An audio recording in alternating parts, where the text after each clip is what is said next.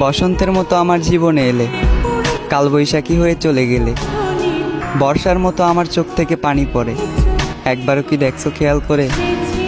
আমি তোমাকে অভিশাপ দেব না, কারণ আমি রবের প্রতি বিশ্বাস রাখি, তিনি আমার প্রতি অবিচার করবেন না।